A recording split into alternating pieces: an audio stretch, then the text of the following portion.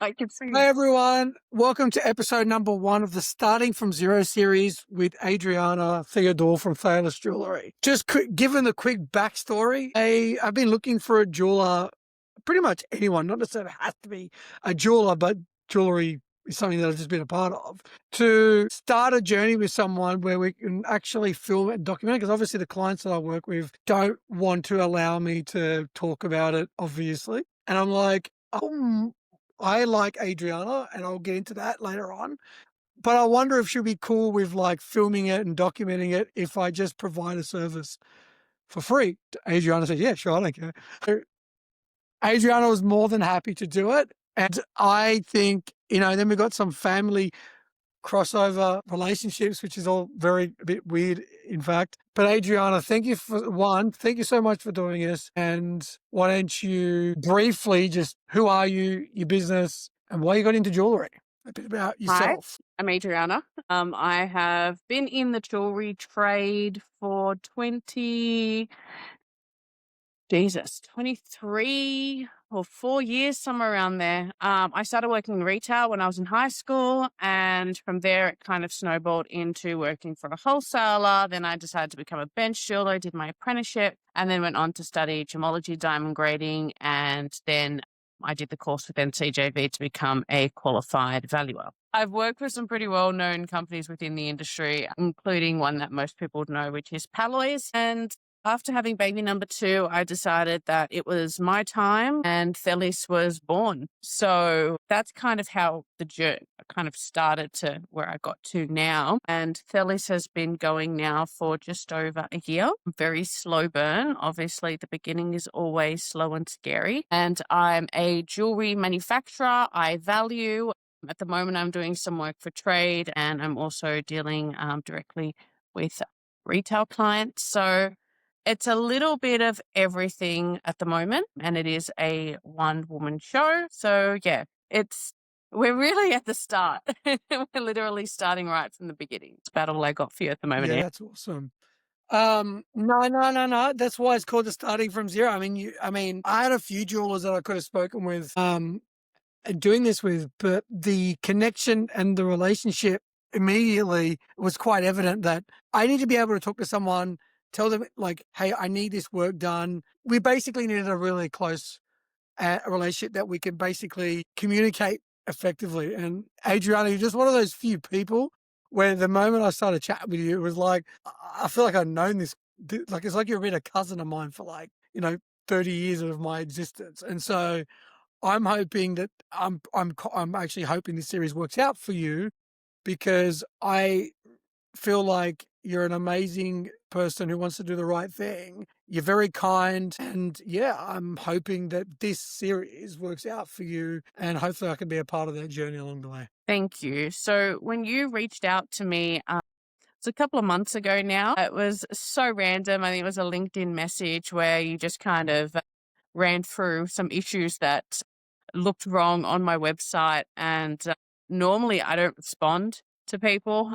I'm like, oh yeah, here we go, another one of these. But I actually recognized your name through the trade. And I know a couple of people that have worked with you. So I just, responded back by saying, these are my I concerns. didn't know this.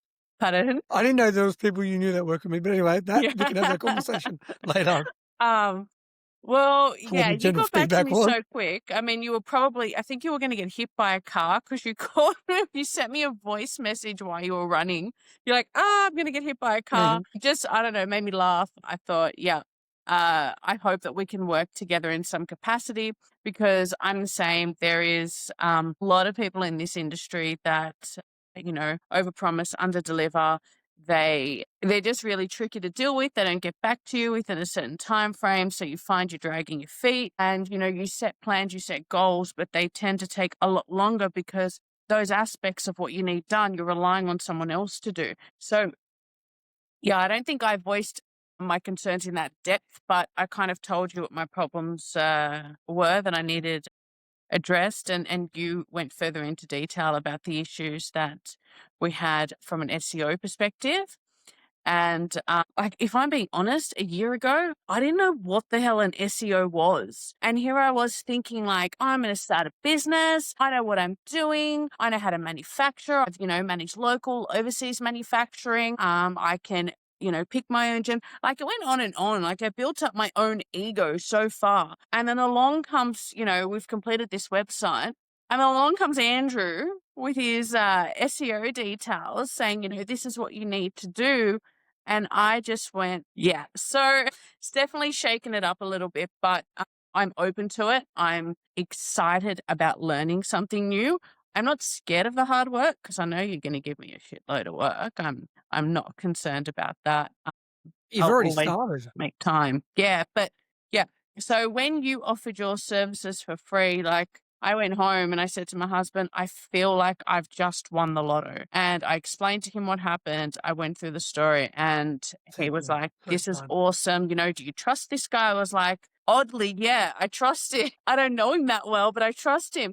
And then we worked out that, there's some weird connection through family, and my auntie and your auntie were best friends when they were younger and they grew up together. It's just insane because like that happened on the other How side of the random. world. Yeah, so here we are now and we're doing this Your podcast. mother's family and your mother's side and my dad's side are from the same village in Greece. So No, my dad's side and that's your dad's side. why. That's really all right. Oh, is it so your dad's from Limnos? Right. Sorry, I thought it was your mum. Cool. Yeah. Well, there you go. Very. It's almost like it just happened to. It had to be. When you said "what the f," it actually full cut out, and I could just read your lips. So maybe that's for the better. But It's because I when you didn't got the say anything. website, I just mimed it. So I'm trying to limit the amount of swearing oh, I'm doing okay. because I've been doing a lot of it lately. No, no, no. I welcome it. So when I looked at the website at first, you've got all of these third-party apps. I mean, I know you built how are you supposed to know that the two most important parts of your site, the wedding rings and the engagement rings, cannot be accessed by Google? I mean, how would you have known something like that? So right now, what I've shared with Adriana is basically the spreadsheet of all the new pages that we have to run through Shopify. And I told you, I'm not a big fan of Shopify because I'm a control freak and I want to be able to control every element on the page, and we can't do that. We've set up analytics, we've set up Google Search Console. So now there's actually data tracking, and we can see, at least now we can actually start seeing where some of the traffic is coming from. But until, I think from now to Christmas, my goal is to at least have the engagement ring section on your website overhauled. And what I mean by that the key components of how customers search for engagement rings, the cuts, the styles, the metals, the gemstones even, how they actually search is actually what they call server-side rendered and not rendered through some third-party app. So it's like your website is not Mother Earth anymore. It's sort of like pulling in Mars, but Google can't see Mars. It can only see what's on Mother Earth.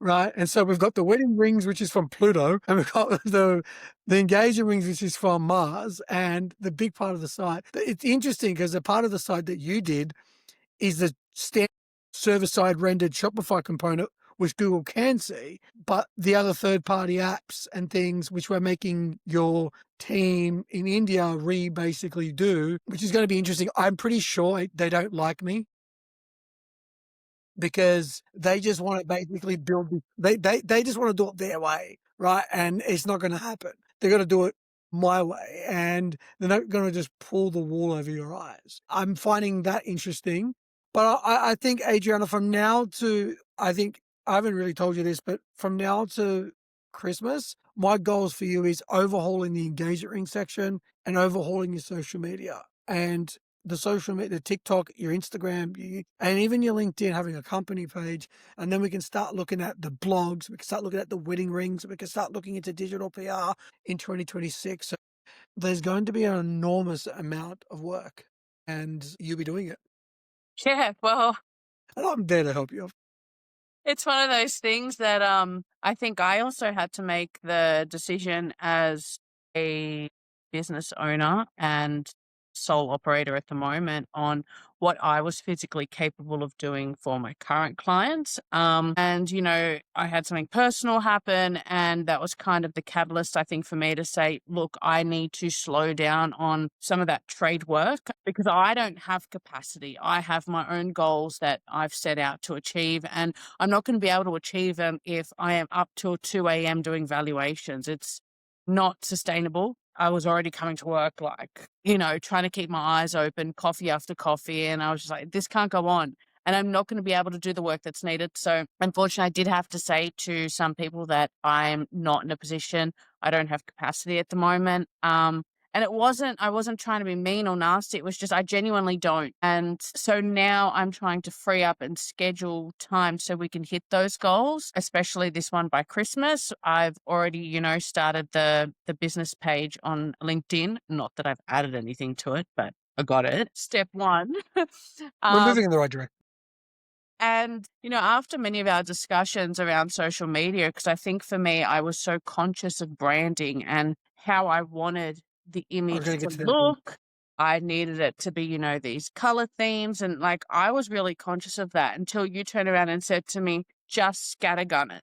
Who cares? Be yourself, be authentic, and try anything and everything to see what kind of audience you're appealing to. And yeah, we had an interesting post yesterday, and I think it's It was still a on. great post. Yeah, I don't even know what to say. I'm just shocked. I can't even read any more of the comments. It has blown up. And it wasn't a post You know, about me. It you, wasn't meant to be a post about me. It wasn't meant to be about my brand. It was just what I had seen and what I'd witnessed. you know what's funny? Even my comment on that post with the jelly roll, even my comment got like 27 likes. Yeah. Some other comments have got like in the hundreds. And Yeah. this is like other people's comments on this post. Yep. I don't even know what it is up to now. And it's sitting around 109,000. Yeah, wow. It has been, I'd probably say about 30 hours since that post went up. And here's the thing, right? Like I actually like the post where you told the guy and calling him a dickhead for treating like your customer's piece as just a piece of trash. Yeah. That's the Adriana that I knew when I first spoke to. That's the real Adriana, and that's the Adriana that the world needs to see. Because when I'm dealing with larger brands, jewelry and outside that, they've got this idea of we have to be seen in this way.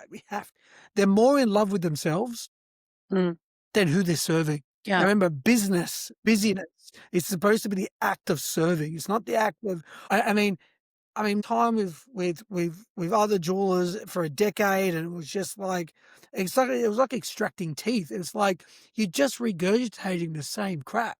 Like show something different. But like now with AI on the rise, humanized content is only going to become more of an important commodity. And the moment you're not Adriana, the moment that you're not authentic, think about it from a logical point of view. If you're creating a piece of content trying to be something that you're not, why am I watching you if I'm not even getting the real experience? Fair. I Like, mean, does anyone have any like imagine if you said, yeah, Andrew, work with me, but I'm not going to talk to you. I don't really want nothing to do with you. And it's like, well, you can't have any form of relationship unless someone tells you who they are. And whether it's a customer relationship, whether it's personal, whether it's professional, whatever type of relationship it is, you can't get to know somebody until they're willing to show you who they are. Otherwise it's fake and it's just acting. So you want to act or you want to be your own? Like it's really up to you. But I'm thinking we're starting from zero, and Thelis might even evolve as we go along. And what that means, like you've already want to move away from the valuations. You want to create pieces of jewelry. You like doing remodeling. You like getting pieces for your customers and trying to remodel them or whatever. Like I'm like, don't just be like another jeweler because you'll get the same results, which will be just obscurity, right? Like what are we adding to the market that is not already there? Adriana is not already there, right? So we've got that Adriana's one unique piece of that puzzle. And then I'm just trying to throw and then you can take that to are you good with helping people find presents? They're like someone like me, like this year, it's an anomaly that I've got 3 gift ideas for my wife. 99% of the time, I've got no idea. I just walk around the shopping center like a Looney Tune, and I've got no idea. I end up spending a whole bunch of money on gifts that she kind of gives me that awkward Christmas morning smile, like, thanks. And it's just like, you fucking hate it, don't you? Like, it's just not. Completely missed the mark here. I don't know whether you want to be that person that helps people find gifts, or like what sort of unleashes your authenticity further. But the more that we can work that out, the more you're going to tap into the zeitgeist of TikTok and Instagram and YouTube by producing something authentic. Like, remember the example the first time we spoke about the client I won't mention in the podcast, who wrote the article, how much should you spend on an engagement ring? And the reason that it tops everybody else for like a year was strictly because the content that they had seen was completely unique. Okay, we've lost Adriana. We'll bring her back in a minute. So that article was completely something that it wasn't a 3-month regurgitation nonsense. It was absolutely critical to showing the search engines and AI something completely unique in terms of they haven't seen it anywhere on the internet. It wasn't the 3-month salary rule. It wasn't, spend whatever you think is right. It was, we actually got a data analyst. We did a survey and we asked couples, and the data analyst actually asked actual people. And that was the real interesting part. Yes, so we got Adriana back. Her phone was overheating. What a fantastic first episode. Sorry, guys, still a rookie. That's all right. We're starting from zero in more than one way. So, we're going to get some internet, in Sydney. That will be fantastic. So, I was mentioning about the article that very similar, like with the unique authenticity approach, where this article ranked first for a year, not because we created quality content like every other SEO is going to send you. It was content that Google has never seen before. So we had a data analyst that went out and basically done surveys and asked a whole bunch of questions about women from like 20 to 30 on what their opinions on how much you spend on an engagement ring, women from 30 to 35, different sort of backgrounds of professionalism, whether they were like executives. Anyway, we just did this whole giant survey, right? Multiple surveys. And we just basically dumped that in the article. Then links got picked up by QBE Insurance, Westpac, the type of links pointing to your website, which is super important for SEO, as you know, that you can't pay for. You can only earn them naturally. And they're the type of links that like competitors can see, but are going to struggle at reverse engineering. The level that you're playing at, that we would, in 2026, what we need to build for Thelis is content assets that will generate links naturally. That's how you're going to get a lot more attention. So all the content that we start building on the site so think of the content and all the technical that we're doing as sort of like building the shell and the engine, but the digital PR and the links pointing to your site is the fuel. So we can have a Lamborghini in the garage, but if it's got no fuel, it ain't moving anywhere. Yeah. And so the PR is the fuel that's going to drive us forward. And PR can come from a solid social media, your relationships with journalists, and all that other good stuff that we talked about. But you being you and you going out and doing some crazy things is going to hopefully help us generate those links. What are you willing to do that your competitors aren't? Because that's a really good question. The attention, the links. Yeah, look, I think a lot of my competitors, and I still feel like I'm trying to find my feet in terms of exactly who that is, because there is different things that I want to bring to the table that essentially some of them aren't doing. However, in terms of what I'm willing to do in terms of social media, I think at the moment, everyone's kind of standardized how they're doing their socials. It's either educational based, which is great. I'm a huge advocate of that. I think that's amazing. And, we've discussed some brands that are doing it and doing it really well. I think in terms of having an aspect of that, I'd really love that, because I would like to share my knowledge and I would like to share what I have learnt over the years and am still learning. I'm still attending, certain courses to keep up to scratch on stuff. So I would like to share that with my customers as well. However, that last post we were talking about, that was so left field. It was so different to anything I've done before. I was literally dropping my kids off at school, my daughter off at school, and I saw this pop up on my TikTok when I sat in the car, and I pretty much thought, fuck it, I'm just going to do a post. I had no makeup on. My hair looked like Krusty the Clown. I was completely unfiltered, unedited, and I was completely me. And I put this video together and I went home and I said to my husband, do you think I should post this? Because I look